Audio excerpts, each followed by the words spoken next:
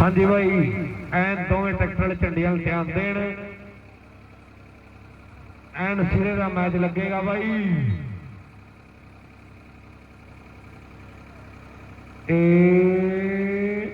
ना भाई ना गलबात नहीं बनी झंडी वाला मुंडा अविकास है नहीं छड्डदा भाई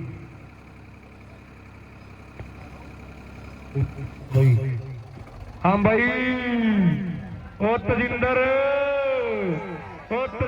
की गल बनेगी गल बनेगी